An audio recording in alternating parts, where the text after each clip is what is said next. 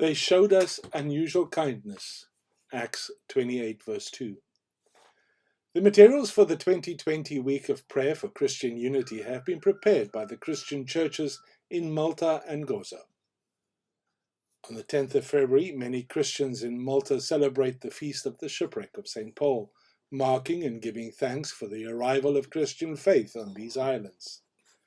The reading from the Acts of the Apostle used for the feast is the text chosen for this year's Week of Prayer. The story begins with Paul being taken to Rome as a prisoner in Acts 27, verse 1 and following. Paul is in chains, but even in what turns out to be a perilous journey, the mission of God continues through him. This narrative is a classic drama of humanity confronted by the terrifying power of the elements.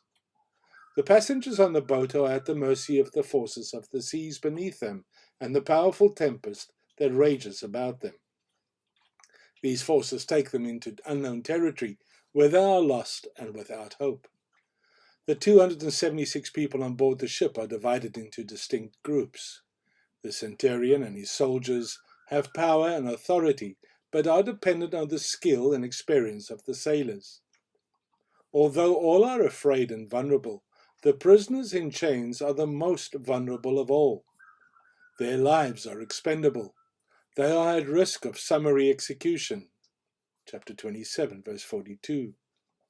As the story unfolds, under pressure and in fear for their lives, we see distrust and suspicion widening the divisions between the different groups.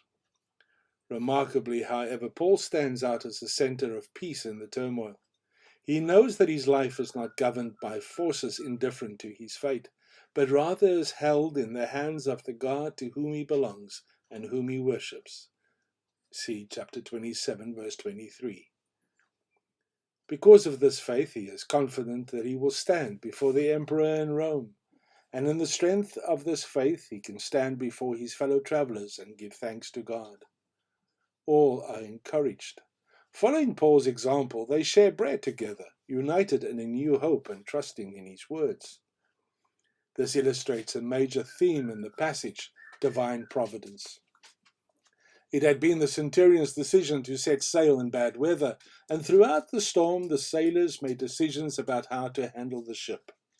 But in the end, their own plans are thwarted, and only by staying together and allowing the ship to be wrecked do they come to be saved through divine providence. The ship and its entire valuable cargo will be lost, but all lives will be saved. For none of you will lose a hair from your heads. Acts 27 verse 34 and Luke 21 verse 18. In our search for Christian unity, surrendering ourselves to divine providence will demand letting go of many things to which we are deeply attached. What matters to God is the salvation of all people. This diverse and conflict group of people runs aground on some island. Acts 27 verse 26. Having been thrown together in the same boat, they arrive at the same destination, where their human unity is disclosed in the hospitality they receive from the islanders. As they gather round the fire, surrounded by a people who neither know nor understand them, differences of power and status fall away. The 276 are no longer at the mercy of indifferent forces, but embraced by God's loving providence made present through a people who show them unusual kindness. Acts 28 verse 2. Cold and wet, they can warm and dry themselves by the fire. Hungry, they are given food. They are sheltered until it is safe for them to continue their journey. Today, many people are facing the same terrors on the same seas. The very same places named in the reading, Acts 27 verse 1 and Acts 28 verse 1, also feature in the stories of modern-day migrants.